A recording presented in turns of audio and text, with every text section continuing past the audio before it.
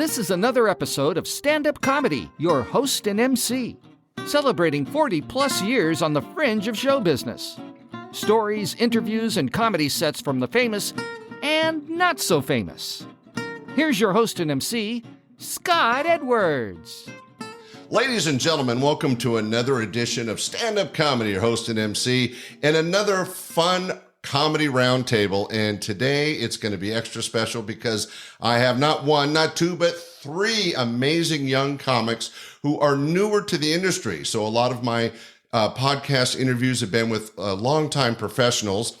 Each of these folks have been in comedy not quite as long, but let's meet them and get it started. Our first comic joining us is an ex-military, Purple Heart winner, did his time in Iraq. We're so happy about that. But he's only been doing comedy a couple months. Ladies and gentlemen, James Martin is in the house.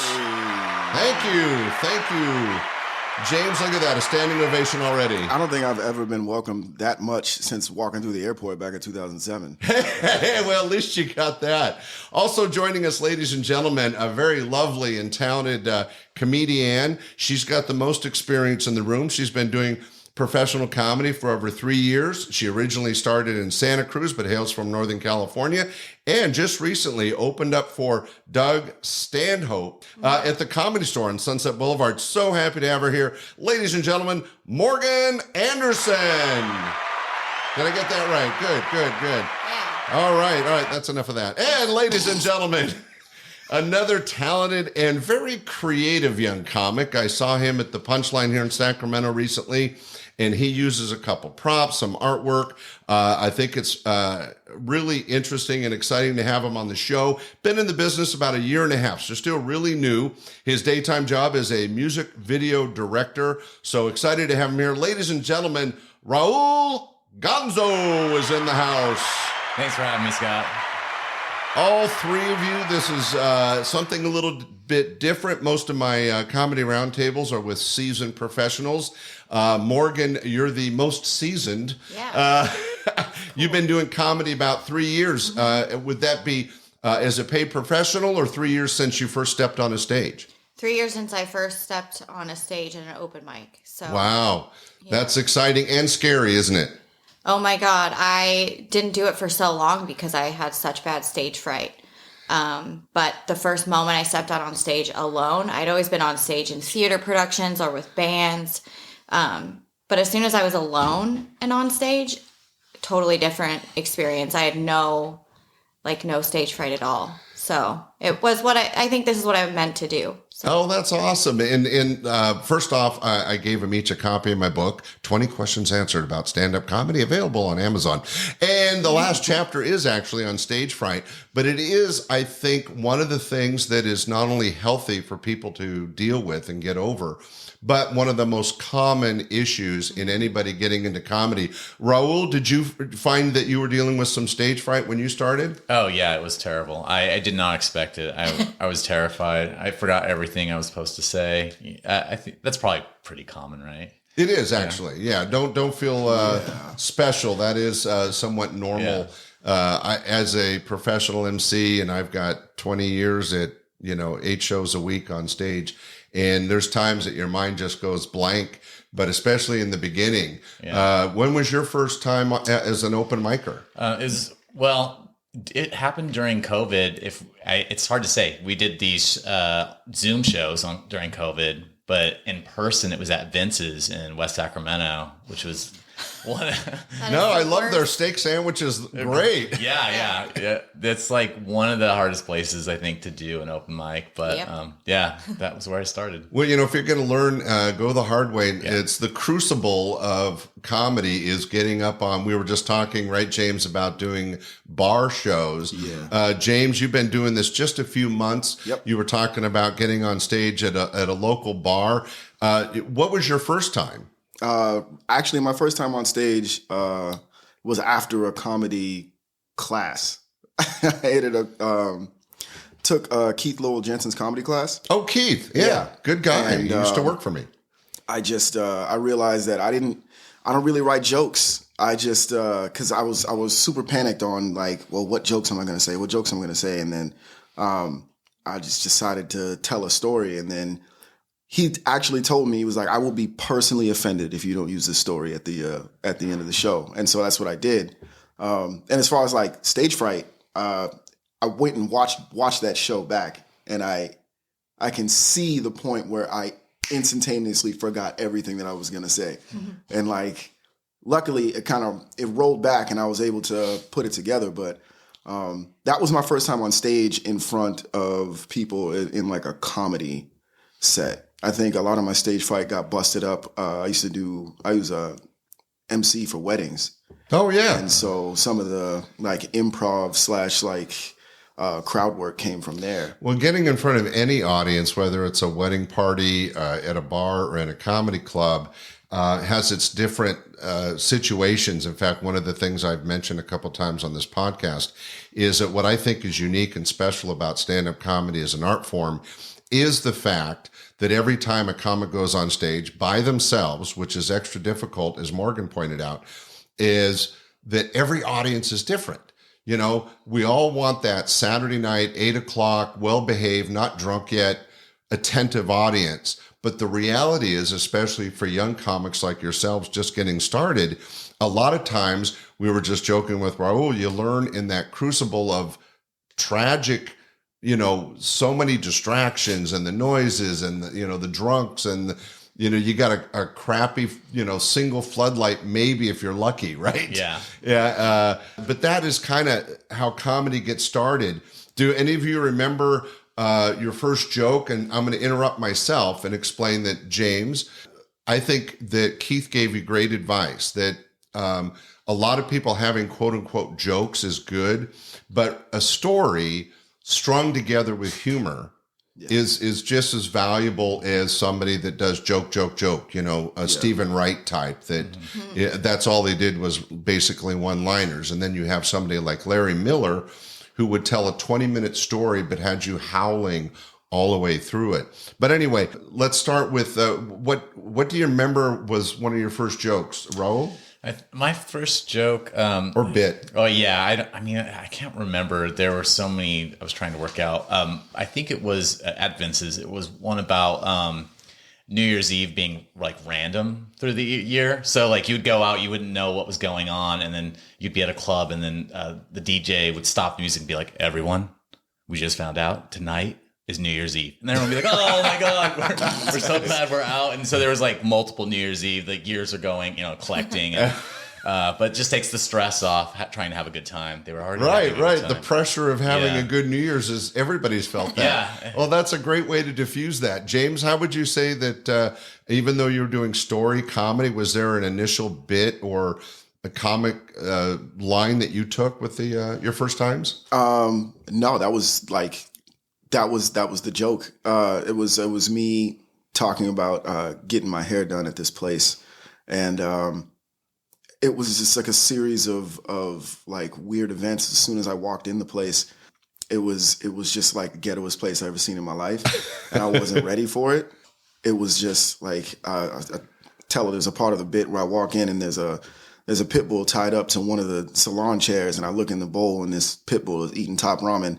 But like I was already in there, and my entire motivation for getting my hair done is I had got a date and my hair was all jacked up, and I didn't want to screw the date up because the last thing I wanted was to just get roasted for my hair on $95. So you risked your life with the ramen eating bulldog so you can get your hair done for the date. We should tell the audience he's got some very cool kind of Rastafarian hair that goes I won't say how far down, but he's got some good head of hair on him. But it's enough to get roasted for. Yeah, it's messed up. You know what I mean? Yeah, you got to take care of even that. So Morgan, do you remember your first bit or type of joke? Well, my first bit was about my pubes. So really? Sorry that is and laser hair removal. Wow. Well, ladies and gentlemen, you heard it here first. Yeah. I am not. Yeah, I love talking about things that make people uncomfortable. I think is my main motivation for comedy. Well, there's a lot of people that have been very successful doing that, and it seems especially easy. maybe easy is the wrong word, but poignant for comedians. I work with Lois Bromfield and Elaine Boozler and Ellen DeGeneres and several others. Laurie Kilmartin was a terrifically funny but hard-hitting I love her. woman. Yeah, that. Great. But there's no topic untouched. Oh no. And do you remember the joke, or are we just left to imagine your pubes? It's like 4 minutes long. Oh, that's a lot of pubes. Yeah. Well, not anymore. Because of the laser work. These Real lasers can help it. patchy now. But yeah, the end part is that the lady was, I didn't want all of it to be gone. That's weird. So she was like, we'll just do the sides and it'll grow back how you want it to. But then everything else grew back except a little square. So I just have like a reverse Hitler. Oh, Which, that's funny. not so fun. Oh, well, I'm sure everybody's enjoying imagining that. Right. And I think it is funny that you mentioned that you don't want it all done, because even though somebody might think it's sexy, you don't want to look like a little girl. Yeah, I'm That's not sick. trying to attract the R. Kelly crowd. Really. So Hey, just bring a book. He can't read. Well, that's it sounds like all of you, though, had kind of a foundation for where you were taking your comedy. Now, we've gone through a difficult time. James is really new to the industry, and so bars have been his only experience. But maybe Morgan, having more experience, can talk to this. As we're coming out of COVID, are there more places to work? Where are you finding work? all over. Even when COVID hit, I was so new at comedy. I'd only been doing it for a few months. But I had just done a show at Punchline and gotten a clip. And so I took that clip and started sending it to bookers out of state. I drove to Oregon and did shows in Southern Oregon. That's learning how to do comedy in front of that crowd is a lesson. Yeah. Yeah, it's hard. They don't want to hear about pubes. They're super conservative. Right. Really? The men did. The men were fine with it. Their wives, not so much. Right, so right. I learned how to work within various crowds. Conservatives are great, actually, to make laugh. They don't have a lot of points that are off limits, like this liberal PC crowd has, which I have a lot of bones to pick with them about, Well, actually, that'll be something I want to talk about later. But you gave a great piece of advice for everybody listening, and to these two gentlemen in the room. You should always record your sets, whether it's video or audio. You want to play them back over and over. And we're not talking one set, although you got one good one. But you should do it almost every time you get on stage, because guaranteed you're going to learn something by watching yourself and watching the crowd watch you. And that's why video is even better than audio. But audio, at the very minimum, you want to record so that you can hear kind of the laughs per minute that you're developing with the audience and what works with engagement and what doesn't, right? Right. I video record every single set that I have. And I have learned that the more I don't want to watch myself in a certain video, the more I need to, because that's where I'm going to learn. When I kill, I'm not going to learn that much. When I don't kill is where I start to learn, like, oh, so this type of crowd doesn't like this type of joke. Sometimes I don't give a fuck. That's fair. Right. Because I want to talk about certain things, and the more I start staying away from the topics that people are uncomfortable with, the more it's okay for them to be uncomfortable, and it's not. Right. Well, but I think what you said earlier is you're finding a balance of talking about things that are important to you, but at the same time trying to find a way to engage with the audience. Yeah, I like to lose a crowd and see if I can get them back, and I usually can't, but sometimes it's a fun game of like, let's see how far I can push people. It's and then I'll be like, all right, I'll try to get you It's back so now. funny because I've done over 50 of these interviews, and I haven't had anybody mention that, but I specifically remember working with comics that would say, I want to kind of push the limits and see what I can do, because I know the key is to have the confidence that you can pull them back. Yeah. Right? If you can take the audience down this path, knowing that when you are about to lose them, that you can pull them back to appreciating you and being on your side, that's a real talent. Not easy, especially for somebody new in comedy, but it is kind of fun. Yeah, and I really took something Kyle Kinane said to heart, and he said, I'm willing to lose most of you to get a few of you. Oh, wow. That is such a cool thing, especially because if everybody likes you, nobody loves you, right? Because you're just throwing this acceptable idea out at people that isn't really you. Yeah. Because not everyone likes me. You know what I mean? Yeah. And I would rather. Yeah, I'm still on the fence. Yeah. I'm on the fence about myself. So, but yeah, if everybody likes you, I don't think you're being as authentic. So I'm going to sidestep from that because as a comic and as an artist, I really respect that.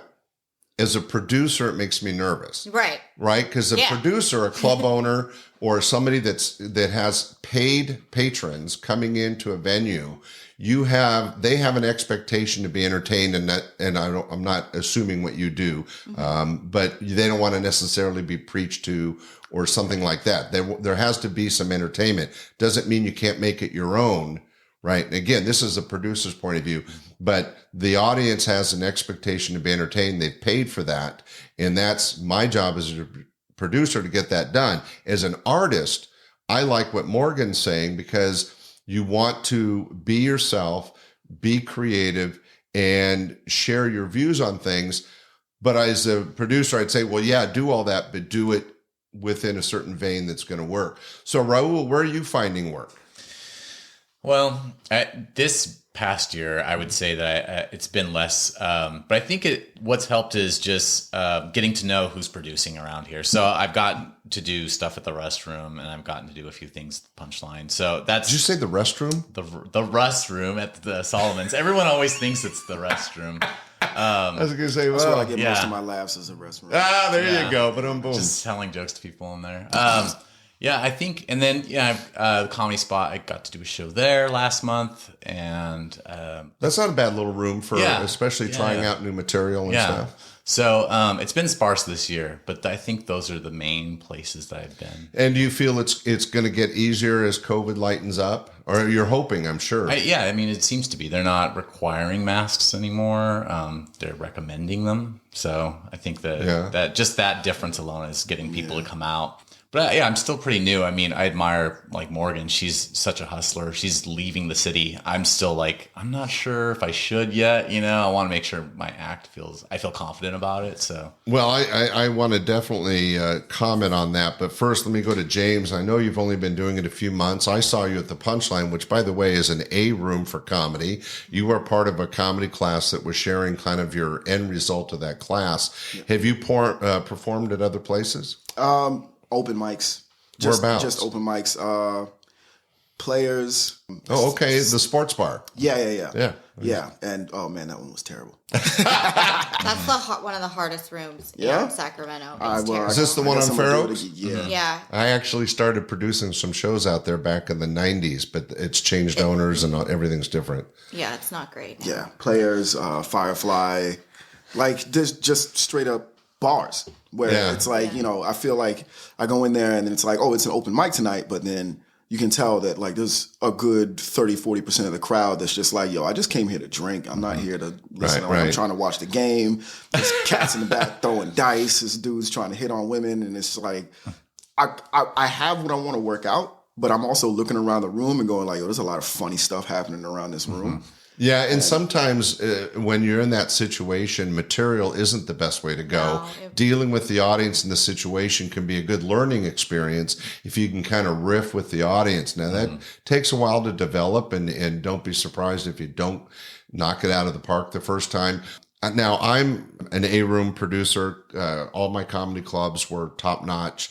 However, I've heard the stories of, a guy showing up at the bar and, just stand on those beer kegs in the corner and I got a flashlight I'll put on you. Don't worry, they'll listen, right?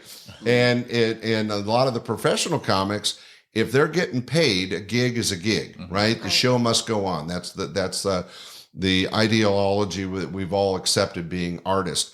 But for new comics, it is one of the kind of the hard aspects of this industry is you have to cut your teeth in sometimes the hardest possible ways. But as Morgan pointed out, going to Idaho and Iowa and places where there's a different mindset than California or LA or New York or Boston even, is you're going to learn so much because you are adapting to that audience to engage with them. Now, we're going back to how important it is to engage with your audience, whether it's a nightclub or a professional comedy club. And Morgan seems like she's really been successful, at least adapting and growing in that direction. But you mentioned something, Raul, that's so important that Morgan does, that I used to spend many years trying to pound into comics. And I was successful in some ways and not successful in others. And that is, this is a business. So even though you're artist and you're artists that are on your own out there on the stage, on the boards, I call them, it's a business. And so if you're going to succeed, you have to realize that you're a product and you have to get it out there and make people aware of it, because they're not going to come find you. Right. And so it sounds like Morgan is taking the lead in getting herself going. Morgan, how would you say that you do that? What advice would you give to young comics? You're a brand. I mean, my background is in tech, in branding and marketing. So, oh, cool. So you already have the foundation for that. Yeah, I developed a whole career in tech before I bailed. And was like, I want to be poor forever. But like, you're a brand and you have to build your brand and market yourself. And well, it's crucially important that everybody knows that, that's why there's 8x10s. That's why you have a video of yourself or an audio of yourself. You should have a bio. These social are media. Social That's media like the most exposure. important thing now. Yeah, now see, that wasn't around when I was doing it, so I'm glad you added that. You don't even get booked based on your clips anymore. You get booked based on how many TikTok followers you have. Or no, really? Yeah, I was in New York. I haven't heard that. I did shows with people who had hundreds of thousands of TikTok followers and no act, but they were getting booked at these insane venues. Wow. And really now, as a producer, I find that shocking because sucks. You could be really well known, but if you can't do your act, or you don't have an act. Yeah, it happened all over. Every show I was on, there was someone that was from TikTok that had nothing going. So, nothing but followers. If you could rank, like, as far as like the social media titans, like which ones are? I mean, obviously you want to focus on them all, but like if you could get a strong following here versus here, like work on this platform TikTok. versus for real. Yeah. Yo. Yep. I know, it's so hard. Now, do you think you have to, or is it just a vehicle for the branding? It's one vehicle you can use. It is very powerful. It's a powerful tool. People are getting stadium shows and like large venues, full tours based off of their TikToks. No. Oh yeah, they come through Punchline, and shocked and disappointed. Yeah. It is, but like. That's the thing is like a lot of producers now don't care about content. They care about how many people are going to come out to my venue. How much money am I going to make? I don't care if this guy sucks. He's going to talk for an hour and not tell any jokes, but everyone in the audience is there just to see a famous person that they like. Yeah, see, that's the whole thing. Are they famous? I mean, I worked with. I mean, I hate name dropping, but everybody in the podcast knows. Everybody from Brian Posehn from Big Bang Theory to Jay Leno and Ray Romano and Ellen and all these people, Robin Williams and Tommy Chong. They of course had a draw at my club, but they also had an act and they've been in the business and they were pros. And I was an A room. And so I had expectations that I only booked professionals.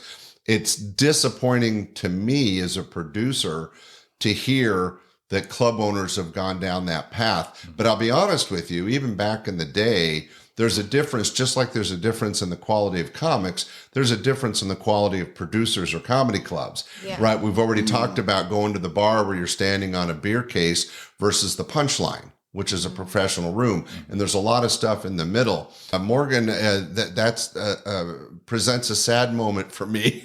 Even Punchline has had those TikTok stars come through for full weekends. And No. I'm like, what is going on? That makes sense. I hope that the business will correct itself. And maybe like this is a great transition to a topic I was going to share towards the end, but let's bring it up. I am from the wave of when stand-up comedy was not known as an art form to being, when I opened, I had the 12th club in the country. By 1986, it was like Starbucks. There was a club in every corner and every disco went to comedy, right? So I have a certain attitude and opinion, and the audiences were so much more, how do I say it, normal? I mean, I don't know if there's any such thing as a normal audience. Yeah, right. What's that mean? But in today's ultra right-wing kind of, left wing. I got to figure out which wing I'm going. Yeah.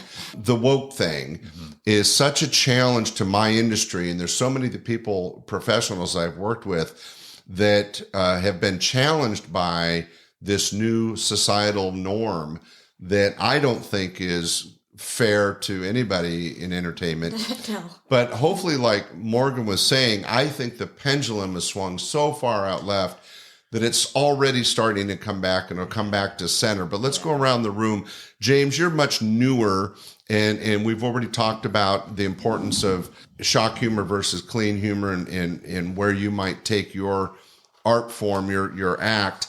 But have you had any challenges with this kind of new mindset in the audience? No, and to be fair, I haven't had that many that much of an varied in audiences because I've only been like literally within the same 5 miles. But I think for me, what I see when I go out there and I tell my stories and basically I speak the way that I speak, I get a lot of leeway, right? There's obviously stuff that I can just go out and really just fly off the handle, say what I want to say. And it's like, so as a black entertainer, you feel like you have more room. Yeah, that's interesting. Yeah. But also that doesn't really behoove me, right? Like we were saying, like when you watch yourself and the stuff that you don't want to continue to watch, and it's like, okay, I need to continue to watch here. Like I'm trying to be cognizant of the fact that part of me building up that tension with the crowd that I'm in is like if I'm up here saying all kinds of wild stuff, but I look around, there's only 3 black people in the room, and it's been 4 minutes, and I've said nigga 75 times. Like you can see people going like, I don't know if I can laugh at this, but then you bring it around, and it's like that's kind of a softball layup kind of a thing. And so I think just because of the way that I tell my stories, whether it be like a woke crowd or not, or, quote unquote woke crowd, they're along for the ride, but it's I think it presents just a different level of challenge. And it's, as far as working with like a hyper liberal crowd, I can blast straight through where other people get hung up. Like there was I'm forgetting his name, but there was a guy that was in Keith's class. He had a bunch of jokes that were definitely leaning more towards, I guess, what you could call like the right-wing side. And they were funny, but it messed with his delivery because he was unsure about saying these things, even though they were funny. And it was like, in the context of a comedy club, like, yo, just say that shit. Yeah, he didn't have the confidence. But when he would say it, with us, his delivery was on, and he kind of had this I'm old, I don't care what you think, this is what it was like in my day kind of delivery. And that's what I felt is what needed to really push that joke over into the crowd to like take them on that ride with you. But then it really felt like he throttled himself once he was in front of a bunch of people. Right. And that's the thing, it wasn't like the crowd had given him any indications. There was nobody groaning at jokes or anything like that earlier, but you could tell that was already in his head.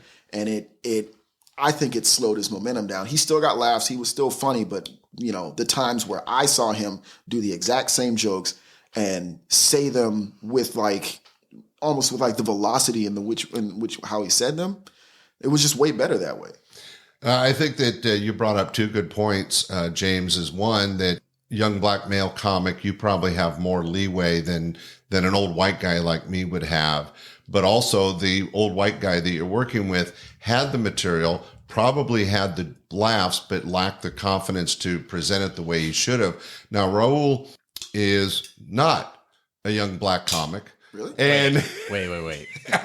so have you run into any situations where the audience, and I might be over dramatizing, and I'm waiting to get to Morgan because I know she has an opinion on this, but for what you've been doing, have you found that your material or different audiences have been, how do you find the audiences? Are you enjoying them? Well, it's not me enjoying them. It's them not enjoying me sometimes, which I think is like, a lot of when you're starting out and finding your voice. I don't think that my act, which is very quirky, sort of emo Phillips, sort of anti-comedy, it's like strange sometimes. I don't think that people are like, who is this guy? Why is he here? This is not the place to do that weird thing he's doing. So I feel like the audiences that have the best reaction, or my best chance of success with an audience, is in an actual comedy club instead of an open mic, or like what James mentioned, people who aren't really there for comedy. Right. And I want to tell the listening audience on the podcast, I got a chance to see a few minutes of your set in a professional comedy club, and I really enjoyed it. Why I invited you onto the podcast, because like you said, you're a little more esoteric, like Emo Phillips, and there's other examples out there, but it's artistic. You're not trying to. There's a few Stephen Pearl and a few others out of the Bay Area that are just kind of on the whack side, and it's still funny, but it really, you want to go on. You have to go on that ride to find the funny. Right. You're doing monology, but you're utilizing some artistic flair, is the way I'd put it politely, that I think makes it a unique journey, a creative journey, and has a lot of opportunity. And that's why I wanted you on the podcast. But I also understand that as the performer, you have to figure out what's going to work with what audience. Right. And maybe having some props the way you do means that when you're with different audiences, you adapt? Yeah. A monologist can adapt, right? If they're doing a Friday night bar crowd versus a Saturday, comedy room, right? The monologist obviously can adapt and do their set so that it reaches that audience. I'm projecting that you might have a little more trouble with that, but have you thought about it? Well, yeah, I mean, and what you saw was one of my more normal, I'm doing air quotes, sets. I do character comedy too with my props, so there are so many chances for things to go wrong. I had like a radio I was using at one point, and I was at Players Club, and no one could hear what I was playing on the radio. It was disastrous.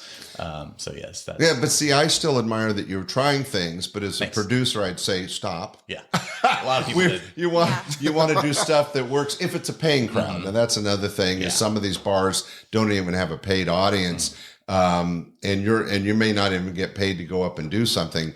So there's less expectation. But as a producer that always paid talent, I would want you to have that in the back of your mind. And whether they respect it or not. But I think it's cool that you tried things like that. So now, Morgan, you're actually out in the world. You're going to different states. You're on different stages. You're seeing a lot more of a paid audience than these other gentlemen. What's your position? What's your take on today's audience? What I find is really weird is that a paid audience is way better than an audience who got in for free. Well, sure, they have stakes in it. They're going to laugh more, which doesn't make any sense if you think about it, but it does. Like I did a bar show last night. Nobody paid to get in. It was abysmal. Like I didn't do poorly, but I hated the audience. And I know you're not supposed to say that, but I didn't like them at all. Shh, don't tell anybody. But yeah, don't say it. But Yeah, I just forgot the question because I got very angry. No. I get it. Sometimes your anger just comes in clouds. I went back to last night. Yeah. No. What we were talking about was that right now, today in 2022, there's this kind of woke social sensibility. And I'll give you a quick analogy. As an MC, I used to pick on different rural towns, or I would pick a guy out and call him Sweater Boy all night because he was in, some sweater, obviously his grandma gave him. And I did it every show, and every time everybody had a good time. But I would almost be afraid, and I shouldn't be because you want the confidence to plow through, as James was saying. But that, I would make fun of Sweater Boy, and somebody over here go, oh, well, that was a gift from his mother, leave him alone. And somebody over here goes, some sheep gave their all for that sweater. What are you doing? And be overly sensitive and then project their sensibility on the person, which back in the 80s and 90s didn't happen. Back in the 80s and 90s, the person had some jokes done, were enjoying it and liking the spotlight a little bit. Plus, the audience was like, "Yeah, we're all, that's an ugly ass sweater." Yeah, that still happens. Yeah. Oh, good. But you were saying that some of the audiences can be challenging. Can you share a story or what you think? Yeah, because I've been learning how to get what I want to talk about in a way that I still like what I'm talking about, but everyone else can also find it palatable. Like you were saying, as a producer, you don't want to see someone taking a bunch of risks. Right. Balanced. Yeah. So, I talk about sexual assault, and that is a tough topic to make funny. I talk about it in a way that I think is funny, but I have to get there. I can't start out with that, right? I can't start out and be like, so rape whistles are weird, right?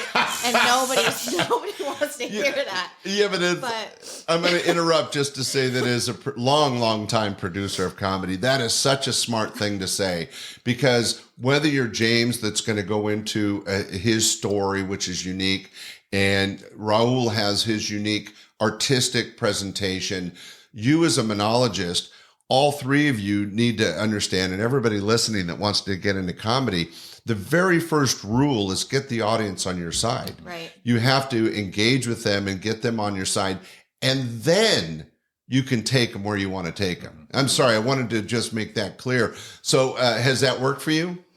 Yeah. I'm still working out that bit. It's in the end, it's going to be probably like a 15-minute bit on sexual assault. But it's an important topic that people are aware of.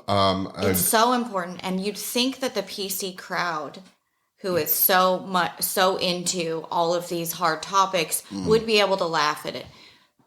Not so much, because they don't. The thing that I find weird is that a lot of the PC crowd can hear a word that they don't like, but not understand the context in which it is being presented to them. That's so true. So true. And so I have to find a way to talk about a topic that it's very clear what the context is. You're like hand feeding them, basically.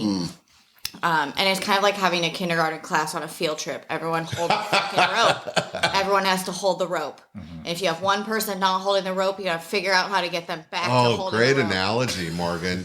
No, but that's true, because you want to keep at least the majority, but hopefully all the audience with you. I'm going to just sidetrack again. A great example of that is that in mid-2022, Florida is passing what everybody nicknamed the no gay law, right? Well, it has, if you read the law, gays never mentioned. It's not against gays. It has nothing to do with gays, but because the political engine wanted to make this toxic, they called it Don't Say Gay law, just to upset the woke society, when that is not anything to do with the law is, and yet everybody's up in arms. And it's similar to what you're saying, Morgan, is that people will hear a word and take and not follow the context of the joke. Especially the woke crowd, who they're a little judgy. Would you say? As a white person, you can't be woke. People are being woke to you. Like, you can't be white and be like, "Oh, I'm woke." You can't describe yourself as that. Well, I find that weird, because like not to get on the soapbox, but like, you know, there's always a thought, especially like in entertainment or just whatever's cool, that like, you know, black folks been doing this for X amount of decades before the rest of the country or the world had gotten to it. And then after everybody had gotten to it, it just morphs into this entire different thing that wasn't the original, you know, intended thing. Like, I remember people talking about being woke back in 90 something when I was a kid, right? And really a lot of what I understood with being woke was one, leaving a lot of childish stuff behind, and then understanding just like really what everyone teaches, right? Like, community is important. Just taking care of the people who are around you is important. Being a decent person is important. That's all part of being woke. And then I want to say, like, really in like the last 4 years, it just spiraled and took in this entire new thing where it's like, oh, well, now there's money to be made being woke.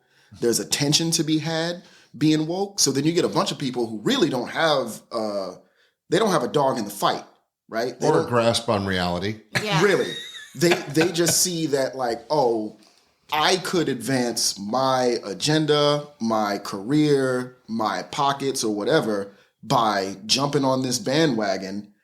And then now it's like the original purpose of saying anything like that or being that kind of a person goes completely out the window. And that once it becomes performative, then that's how I feel that's how you get people barking this stuff at other people who are just really staying in their own lane. And I'm, like you said before, like stand-up or just comedy in general is the last bastion of free speech.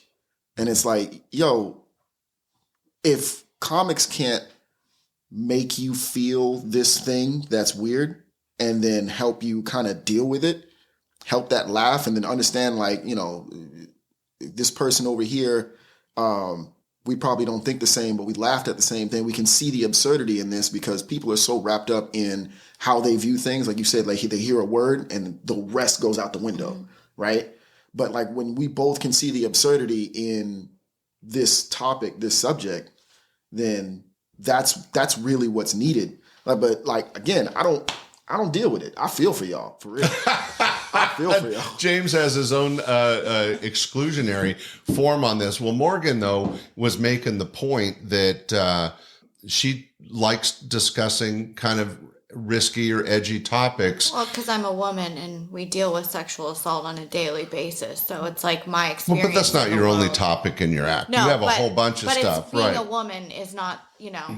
Well, when I first met you, before we turned on the record button, I was making the comment that it's much harder for a female comic. And it was the same back in the 80s. You know, Joan Rivers really broke all the glass ceilings and was one of the first to really stand up to all the sexism that was going on in the industry back in the day and beat down those things. And then we were talking about Elaine Boozler and Laurie Kilmartin and Lois Bromfield, Ellen DeGeneres, women that have taken the art form and used it as a platform to expand on the industry and comedy itself. But it's interesting that James has a whole different position when it comes to this. Raul's not really having to deal with it quite so much because of the type of act.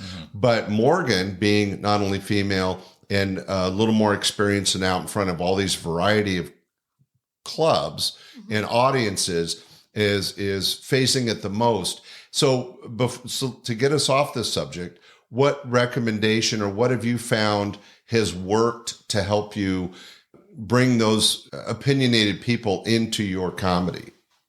Calling them out. Oh, really? Yeah. You call them out on it?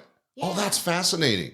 And like that if works? someone tells me they're woke, I'm like, explain what that means. Because they don't know. No. They have no idea what it means. And then as soon as I call that out and we talk, like it's an open discussion. From the stage, though. Yeah. You make it part of your act. That's brave and scary. Yeah. You know, good job. But yeah. But after that, everyone was on board.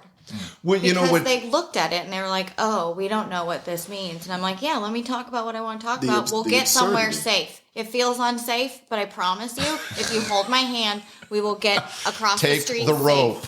Yeah, To hold the rope. rope. We're going to get there safely. Don't worry about it. Morgan, we just met, and I'm so proud of you. I mean, that is such a great lesson for anybody and it's not just comedy, anything in show business where you want to share your voice and want to share an opinion, whether it's comedically, artistically, through song or whatever. Hitting the topic head on is an honesty that works. And in stand-up comedy, I've seen it many, many times where an entertainer that is going off on an artistic way, Raul, or going off in a certain way, James, if they're honest with the audience, you form a respect, I think, a mutual respect.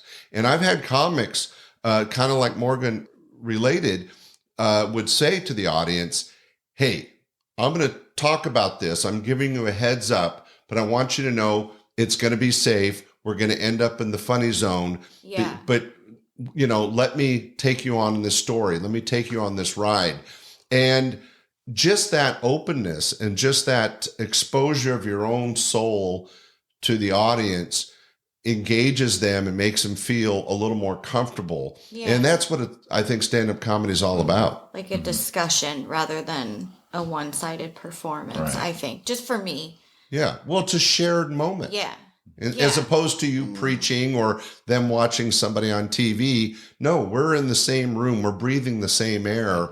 Let's get through this together, whether we agree or not. Everybody, that's why Baskin Robbins has 31 flavors. We all have a different idea.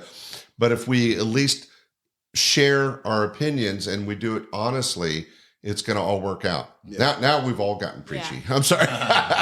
And that's like the best I do is when I can be myself and have connect with the audience. I can feel when I'm not connecting, and that's when I don't do as well because they can feel that too. Yeah, and that's a great lesson for everybody that's interested in the business is and I've said it already a couple times, and I've said it probably 100 times on the podcast. You have to engage the audience. You have to connect with them. And that's where you get the best show, not just for the audience, but also for the entertainer, right? Yeah. You're bringing them on. I'm sure, Raul, you would realize that you have a kind of an esoteric performance. But if you early on explain to the audience or get the audience to take that ride with you, it's not only going to be more fun for them, but you're going to have a lot more fun. Oh, absolutely. And if we don't have fun on stage, why the hell would we do this? Right. Yeah. Yeah.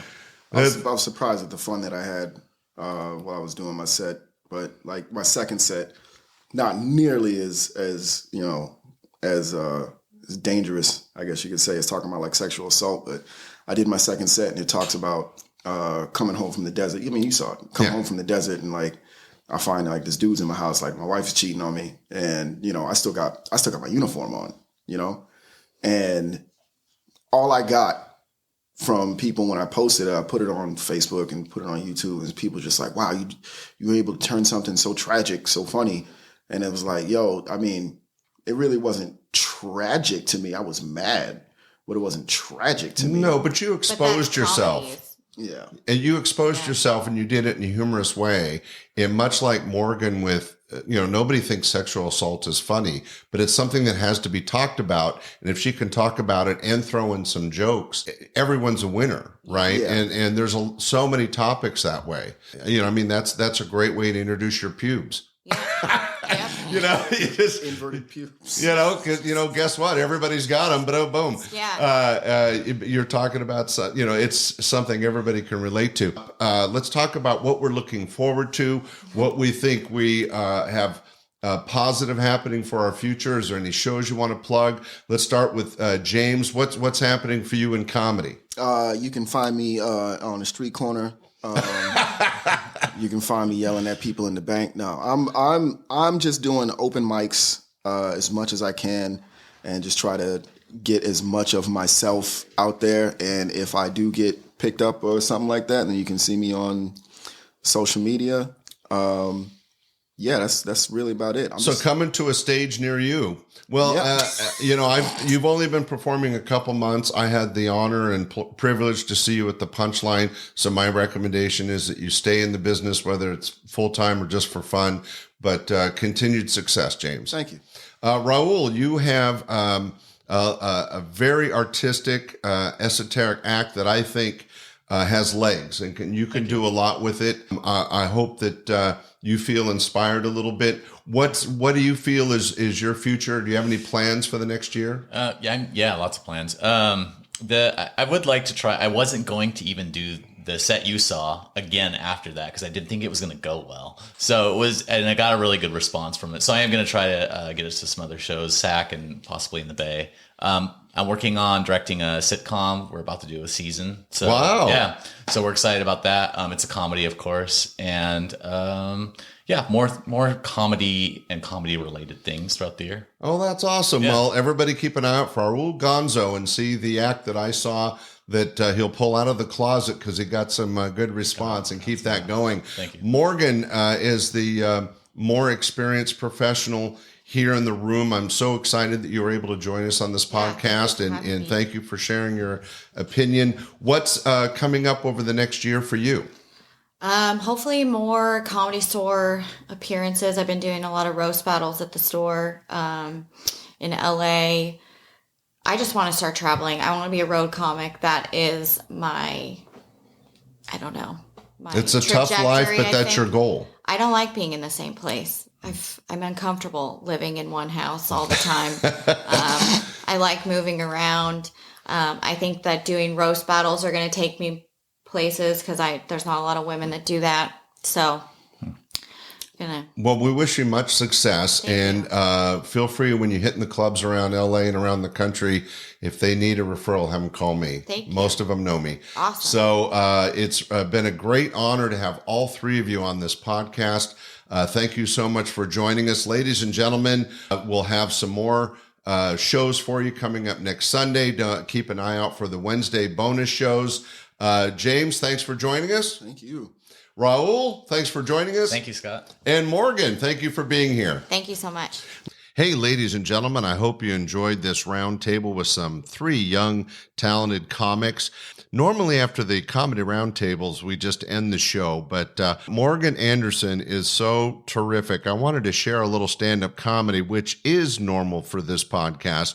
So, ladies and gentlemen, sit back for just a couple minutes of terrific live stand-up comedy by Morgan Anderson. I'm wearing some sage the other day, as every woman who looks like me does. And the smell triggered a weird flashback to the first time I ever smoked weed. And that's how I know I actually smoked sage. I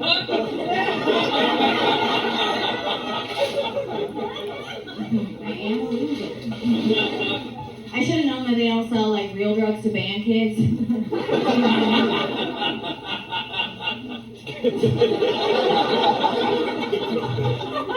He was in band with me.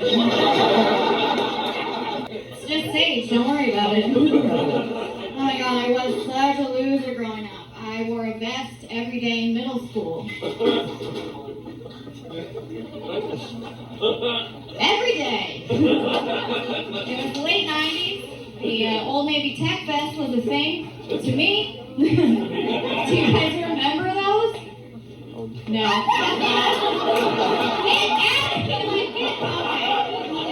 I know women just sell 30 to me and then never again. Oh, okay. They're made of felt and zippers and that's it? Ring any bells? There's like 25 zippers on that fucking thing and not one went to an actual pocket. I just looked like a lesbian horse trainer. All the time. For some reason, though, my mom thought I was super promiscuous. I was like, oh, Mom, have you seen me? Got this vest on 100% of the time. It's basically a chastity belt. Also, I carry on a trumpet and I have a rolling backpack. I don't really have any hands left to be slutty with, you know?